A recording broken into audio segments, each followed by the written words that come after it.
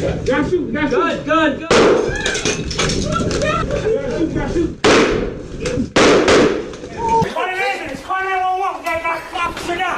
These are the moments when criminals attack police stations. In the first case, this woman stormed into a police station, gun blazing, forcing the officers inside to take cover behind bulletproof glass. On October 5th, 2021, a drunk 51-year-old Suzanne Lapraz barged into the Bristol Police Department in Connecticut, armed with a loaded gun.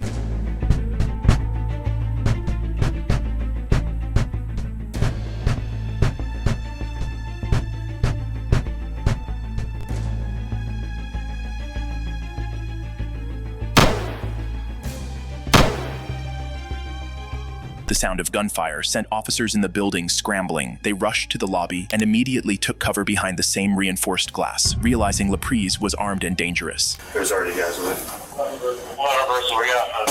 Brian, do not move. Do not move, Brian. Are these windows bulletproof? Yep. Shots fired. Are these windows bulletproof? We got 2 cars going out to the front of the...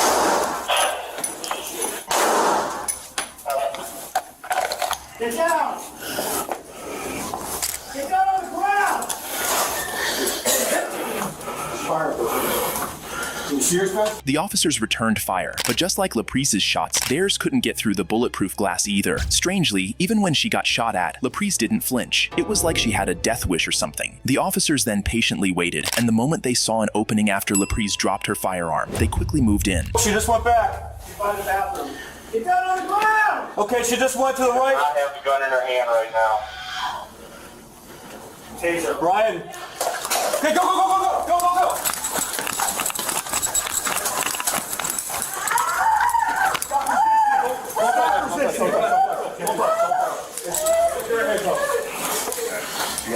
Everyone good? Yep. Lapraz was tased, taken down, and arrested right away. And as mentioned earlier, she was discovered to be intoxicated when all of this happened. She was originally charged with attempted murder, but she ended up pleading down to attempted first-degree assault, which got her a 12-year prison sentence. Next up, the suspect walked right up to the front door of the police station and pulled out a gun the moment he got there. Drop it! Drop it! Drop the gun, bro! It doesn't have to go this way! On March 23rd, 2021, 2 LAPD officers were helping a community member at the front door of the Olympic Division when one of them noticed 35-year-old Nakia Brown pulling out a firearm, immediately putting the officers on the defensive. Drop it! Drop it! Drop it! Put the gun down! Put the gun down! Hey, put out help call. Put the gun down! Put the gun down! Put it down now!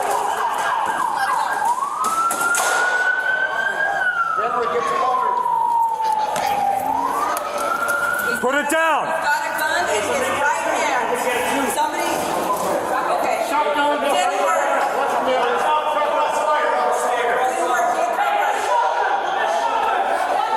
The officers immediately took cover, following department policy that urges them to avoid using lethal force whenever possible, especially in situations where mental instability might be a factor, like this one seemed to be. They held back, trying to de-escalate, but as Brown refused to comply and wouldn't drop his weapon, more officers from across the city began rushing to the scene. Drop the gun! Drop it!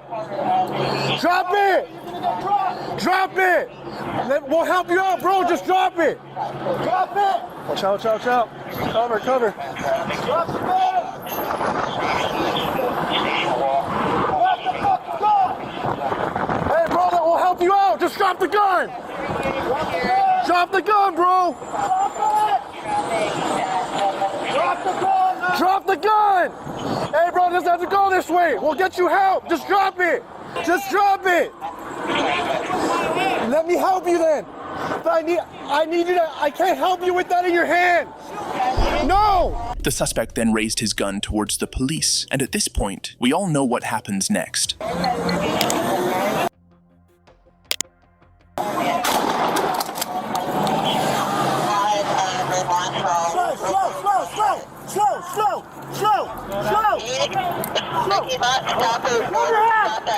Keep your hands up!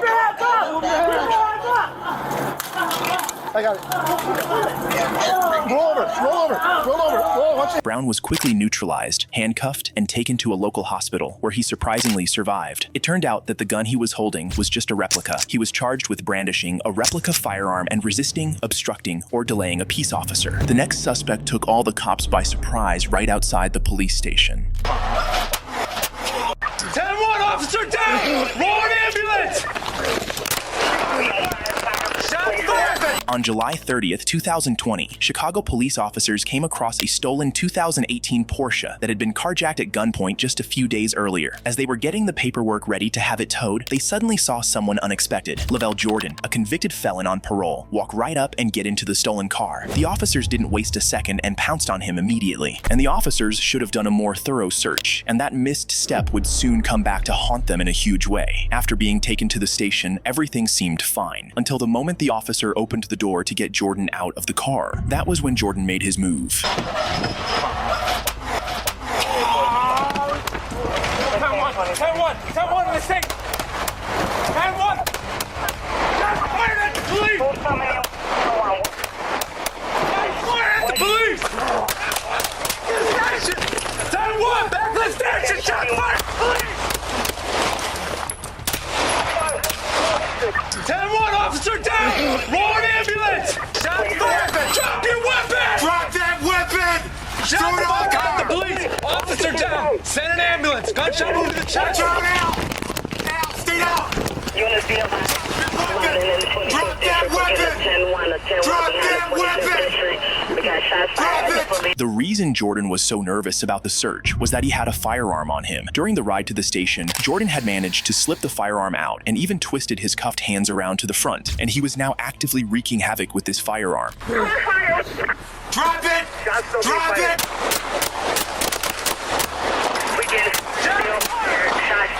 He's ready! Get behind the car! Where? Sally Port! All we get is behind the 25th Street. Do you want to have a back? He's behind the Impala! He's behind the Impala! You okay? The Impala! Shot. I know you're shot. We got someone ran into a side entrance.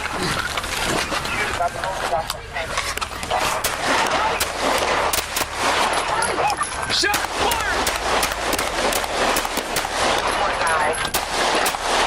He's down! Suspect down! He's down! Let me see your fucking ass! Let me see your fucking ass! Let me see your fucking ass! Show me your ass! Show me your ass!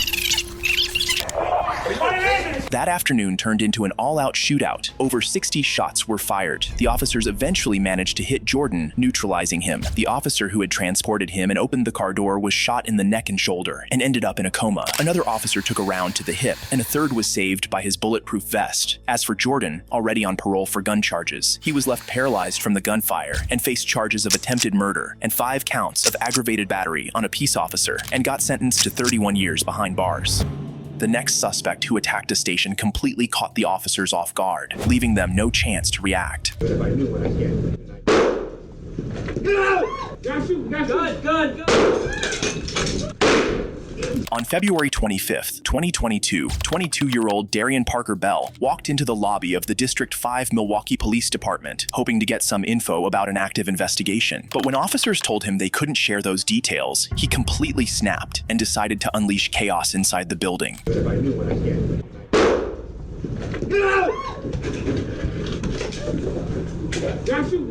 Gun!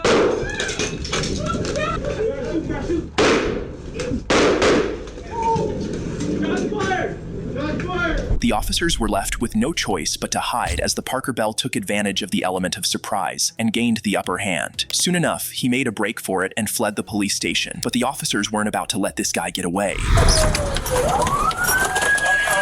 the gun! Drop the gun!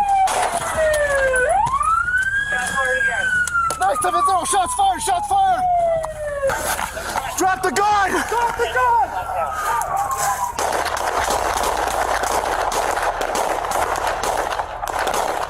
A barrage of gunfire erupted from multiple officers, all aimed at the lone suspect. He was hit several times and eventually collapsed to the ground. Stay with us, okay? You're gonna stay with us now. Come on. Hey, they're suspects. Is that the gun? Is that the gun? Anybody else with you? Don't touch me. Anybody else with you? Parker Bell survived the gunfire and was later charged with attempted homicide, use of a dangerous weapon, and recklessly endangering safety with a dangerous weapon. He managed to avoid a trial by pleading guilty to the recklessly endangering safety charge, and he was sentenced to 30 years in a mental institution.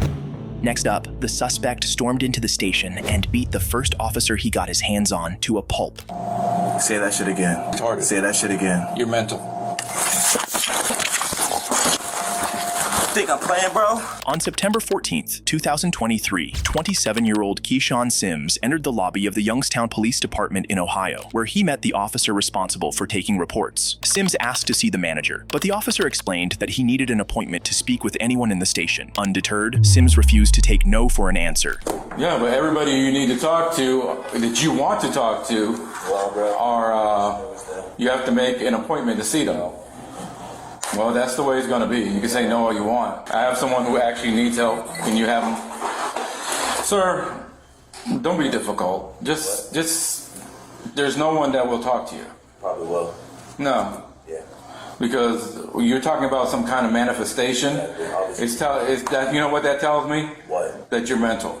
You're fucking retarded. Say that shit again. You're mental. Come say it to my face. Sims baited the officer, who clearly missed the de-escalation lecture back at the academy, into coming out to meet him, and that was when Sims let the demon inside him loose. Say it. You have to leave now, sir. Or what? You have to leave now, sir. Call someone right the fuck I'm now. not calling anyone. Yeah, you have to leave. Why? Leave. Make me leave. Say that shit again. You called me retarded. Say that shit again. You're mental.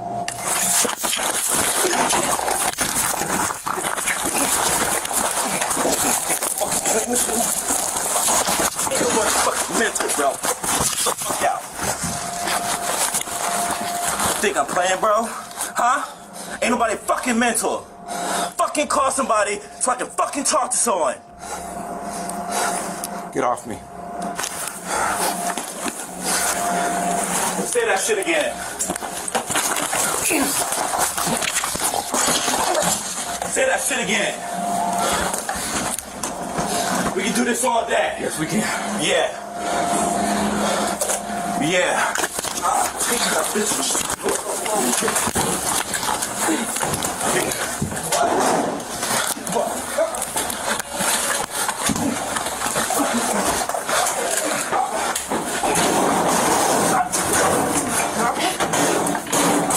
Eventually, backup officers arrived and managed to subdue Sims, because let's be real, that first cop was completely useless. Sims was arrested and hit with charges including aggravated robbery, 2 counts of assault on a police officer, obstructing official business, and menacing. But in the end, he only got 3 years of probation and mandatory mental health treatment after it came out that he was dealing with serious mental health issues. Up next, a suspect already in custody somehow got hold of a gun, and he clearly planned to use it on the cops. Let me see your hands. Let me see your hands. He's got a gun. Let's back up. Let's back up. On July 5th, 2020, San Diego police arrested 25-year-old Keith Bergman at a local hotel. Security guards had already pepper sprayed him and were holding him there after he caused a disturbance and threatened to stab staff. The officers took him to the station for processing, but what they didn't know was that Bergman had somehow slipped out of his cuffs, broke the plexiglass barrier in the police SUV, and grabbed an officer's backup gun from a backpack. Eventually, one of the officers heard the noise and went to check on him, and that's when the real chaos began. Let me see your hands. Let me see your hands. Let me see your hands. Hands. Let me see your hands right now. Let me see your hands. Let me see your hands. Let me see your hands right now. Let me see your fucking hands. Bro. See, he has your fucking, he's got a gun. He's got a gun. Let me see your hands right now. Let me see your fucking hands. Bro. See, he has your fucking, he's got a gun. He's got a gun. Watch your crossfire. Let me see your hands. Bro, let me see your hands. Stop. We don't want to shoot you. Nobody wants to shoot you, bro. Let me see your hands. Let's back up. Let's back up.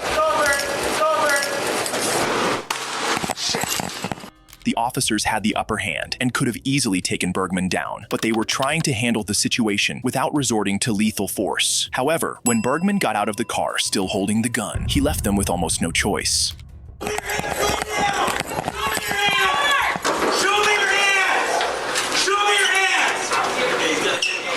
Hey, get away from the vehicle!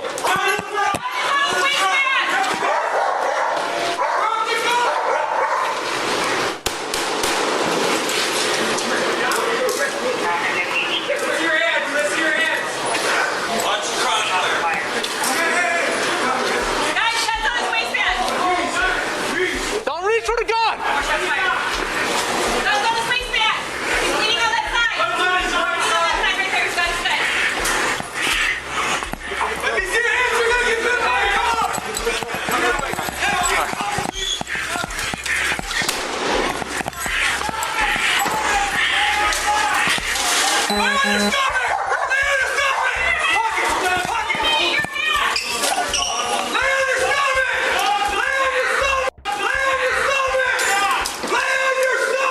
Bergman was eventually taken down and arrested, suffering serious, but not life-threatening, injuries in the process. He was taken to the hospital first, then booked into jail. In the end, he was charged with assaulting a police officer with a semi-automatic firearm, being a felon in possession of a gun, and using a firearm during the crime. He ended up getting a 10-year prison sentence.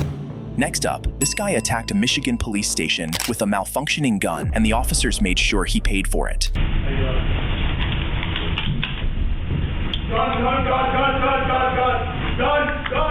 On December 18th, 2022, during a Toys for Tots event at the Dearborn Police Headquarters in Michigan, an initiative to provide Christmas toys for underprivileged kids, 33-year-old Ali Naji decided it was the perfect day to walk into the police building and unleash trouble.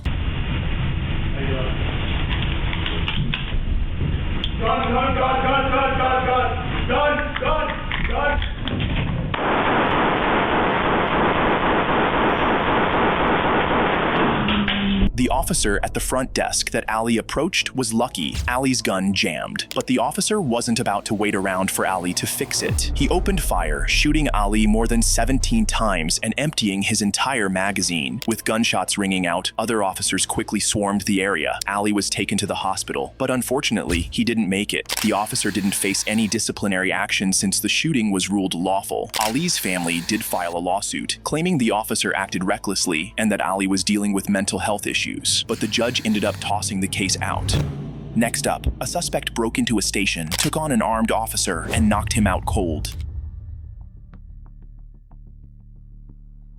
On the night of September 26, 2020, 29-year-old Jose Guzman pulled up to the Harbor Community Police Station in Los Angeles around 10 p.m. As soon as he walked into the front lobby, a uniformed officer approached him, but Guzman came out swinging. He attacked the officer, landing punches until the cop hit the floor, but he didn't stop there. Guzman got on the ground with him, wrestled away the officer's firearm, and pistol whipped him with it. It wasn't until another armed officer showed up that Guzman finally backed off.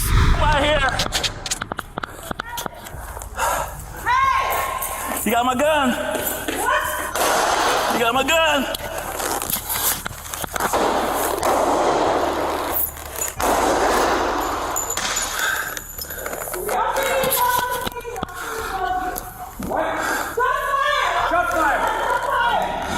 Guzman sped off in his truck with the officer's gun still in hand, and several officers were quickly radioed in and chased after him. Let me see your hands, motherfucker! Let me see your hands!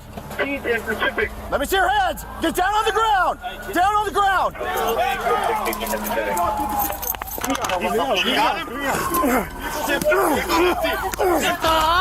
Get your hands!